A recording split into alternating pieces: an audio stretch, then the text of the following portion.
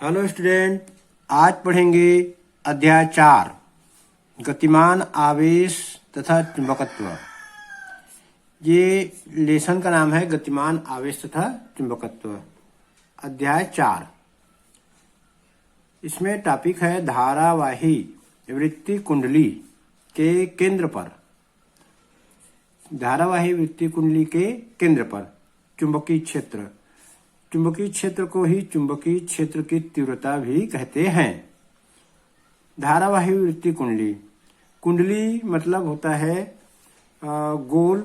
यदि किसी तार को लपेटकर, किसी धागे को लपेटकर गोल बनाएंगे तो उसको कहेंगे वृत्ति कुंडली। अब यदि वृत्ति कुंडली में धारा बहाएंगे तो उसको कहते हैं धारावाही वृत्ति कुंडली। तो चलिए पढ़ते हैं धारावाही वृत्ति कुंडली के केंद्र पर चुंबकीय क्षेत्र। सबसे पहले हमको चित्र बनाना है। एक्स वाई कोई लंबा तार है, तो उस चालक तार में हम उसको गोल लपेट करके कुंडली बना देंगे। गोल लपेटेंगे, धागे को ऐसे गोल कर देंगे मोड़ करके, तो उसको कहेंगे वृत्ति कुंडली। ऐसा गोल बना देंगे तो उसको कहते हैं कुंडली, गोल कुंडली, वृत्ति कुंडली। तो इसका दूसरा नाम भी है, वृत्ति कुंडली का दूसरा नाम है धारा लूप। धारावाही वृत्ति कुंडली का दूसरा नाम है धारा लूप। धारा लूप के कारण केंद्र पर चुंबकीय क्षेत्र भी पेपर में आ सकता है।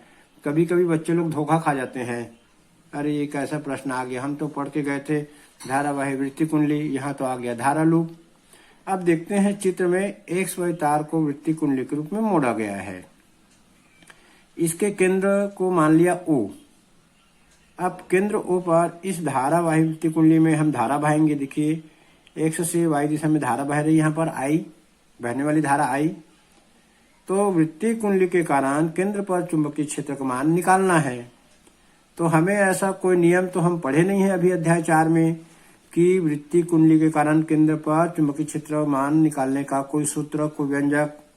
हमें मालूम है और स्टेट का प्रयोग कि धारावाही चालक पर धारा बहाएंगे तो उसके आसपास चुंबकीय क्षेत्र उत्पन्न होता है। हाँ, एक नियम मालूम है, बायो सेवर्ट।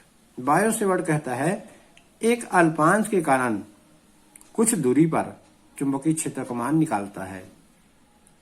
तो हम बायो सेवर्ट के नियम को उपयोग करेंगे और इस वृत्ति कुंडली को कई अल्पांश में बांट देंगे।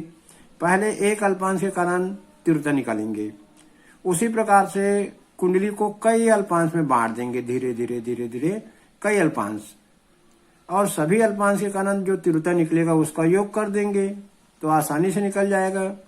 तो चलिए हम वृत्ति कुंडली को अल्पांश में बांटते हैं। तो वृत्ति कुंडली में मान लो हमने एक ले लिया अल्पांश ए बी। ये देखो ए बी एक अल्पांश ले लिया। अल्पांश मतलब एक टुकड़ा, वृत्ति कुंडली का एक टुकड़ा ले लिया ए बी, जिसकी लंबाई मान लिया dl। अब dl को हमने केंद्र से मिला दिया तो ये तो दूरी हो गई। इसी को हम, क्योंकि ये वृत्ति कुंडली है तो त्रिज्या कहेंगे। तो अल्पांश की केंद्र से दूरी हो जाएगी r। अब हम 10वीं गणित में ये भी पढ़े हैं कि केंद्र से परिधि पर मिलाने वाली जो त्रिज्या होती है वो लंबवत होती है। यहाँ पर 90 अंश का कोण बनेगा। 10वीं गणित में प्रमेय है कि त्रिज्या जो है परिधि से जब मिलती है तो लंबवत मिलती है, सिद्ध करो भी आता है। तो ये हमने चित्र समझ लिया। अब जो चित्र में जो समझे उसी बात को थोड़ा हम लिखेंगे। मान लो तार एक्स वाई को वृत्ति कुंडली के रूप में मोड़ा गया है। तार को मोड़ना है, वृत्ति कुंडली के रूप में मोड़ना है, जिसका केंद्र O, त्रिज्या R है। इसमें I विद्युत धारा प्रवाहित हो रही है। इसके केंद्र O पर चुंबकीय क्षेत्र की तीव्रता ज्ञात करना है। चुंबकीय क्षेत्र भी बोल सकते हैं, चुंबकीय क्षेत्र की तीव्रता भी बोल सकते हैं, मतलब एक ही है। मान लो ए बी कुंडली का एक अल्पांश है। अब हमने मान लिया ए बी एक अल्पांश है, क्योंकि हम बायो सेवर्ट का नियम से हम तीव्रता अल्पांश के कारण पहले निकालेंगे। तो मान लो ए बी कुंडली का एक अल्पांश है जिसकी लंबाई dl है। अब अल्पांश मतलब छोटा होता है, तो dl बीच एक छोटे क्षेत्र की लंबाई है, छोटी दूरी की लंबाई है। तब बायो-सेवर्ट के नियम से, बायो-सेवर्ट का नियम हम जानते हैं, इस अल्पांश के कारण केंद्र O पर चुंबकीय क्षेत्र की तीव्रता, अल्पांश के कारण तीव्रता d भी निकलेगा, ये भी स्मॉल रहेगा, b चुंबकीय क्षेत्र की तीव्रता d भी स्मॉल अल्पांश के कारण, छोटे अल्पांश के कारण, ये होता है म्यू नॉट बटे 4 पाई इंटू आई dl साइन थीटा बटे r स्क्वायर। यदि दूरी r स्क्वायर है तो केंद्र से हमने परिधि की दूरी माना r, तो ये हो गया बायो-सेवर्ट के नियम से अल्पांश के कारण तीव्रता d भी बराबर म्यू नॉट बटे 4 पाई इंटू आई dl साइन थीटा बटे r स्क्वायर। अब हम यहाँ जानते हैं थीटा क्या है। थीटा जो है केंद्र से परिधि को मिलाने वाली रेखा जो बनती है उनके बीच बनने वाला कोण, तो थीटा यहाँ 90 रहता है, तो हम लिखेंगे थीटा बराबर 90। चलिए लिखते हैं यहाँ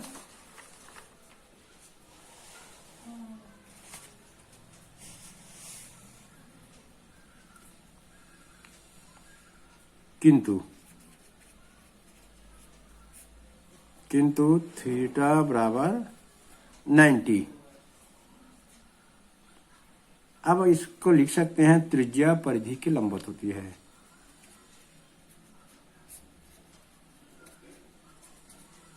त्रिज्या परिधि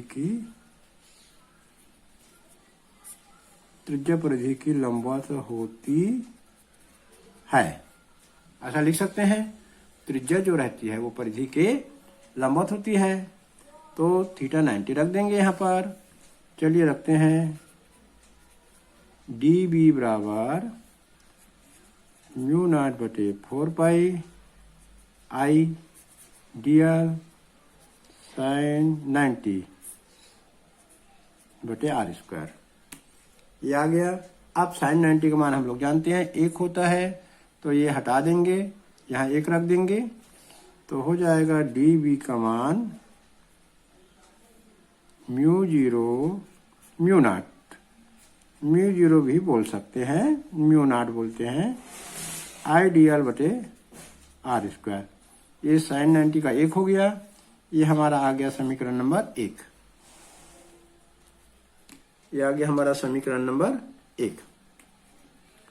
डी बी बराबर म्यू नॉट बटे 4 पाई आई dl बटे r स्क्वायर, ये जो है अल्पांश के कारण तीव्रता।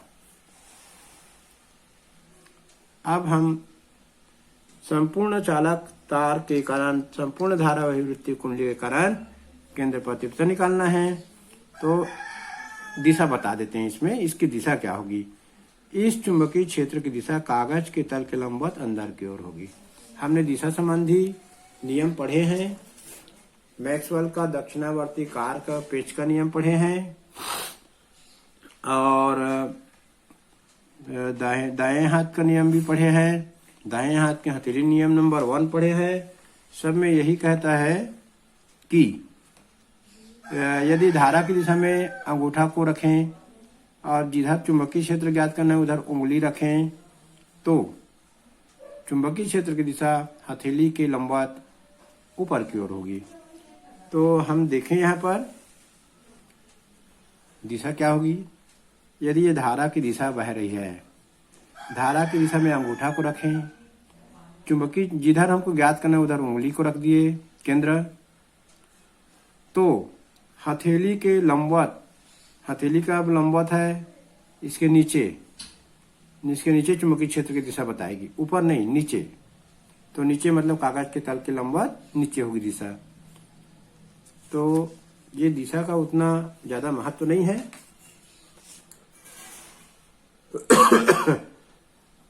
अब लेंगे वृत्तीय कुंडली को कई अल्पांशों में विभक्त किया। अब कुंडली को क्या करेंगे? कई अल्पांशों में विभक्त करेंगे। समस्त अल्पांशों के कारण केंद्रों पर चुंबकीय क्षेत्र का मान तथा दिशा वही रहती है। अतः समस्त अल्पांशों के कारण धारावाही कुंडली के केंद्र पर चुंबकीय क्षेत्र की तीव्रता हम सभी अल्पांशों को तीव्रता जो निकला है उसका योग कर देंगे। तो योग के लिए है हमारे पास सिग्मा डीवी, योग को दर्शाता है सिग्मा। अब इसी को हम लोग डीवी का मान रख देंगे समीकरण 1 से। तो बी बराबर हो जाएगा सिग्मा डीवी का मान म्यू नॉट बटे 4 पाई आई डीएल बटे आर स्क्वायर। अब योग में किसका योग होगा? जो जिसका मान बदल सकता है, जिसका मान निश्चित है, जैसे आई का मान निश्चित है, म्यू नॉट बटे 4 पाई का मान निश्चित है, आर स्क्वायर का मान निश्चित है क्योंकि त्रिज्या है। तो जिसका मान निश्चित है उसको बाहर कर देंगे।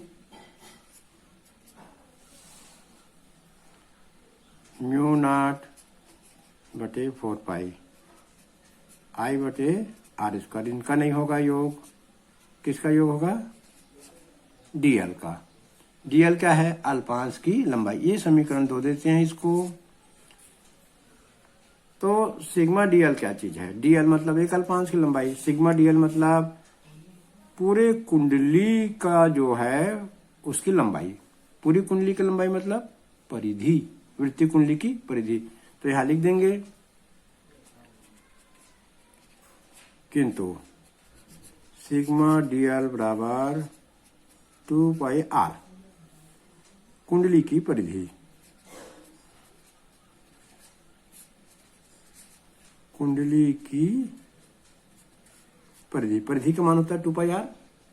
तो समीकरण 2 में मान रखने पर यहां लिख देंगे समीकरण 2 में मान रखने पर, समीकरण 2 में मान रख देंगे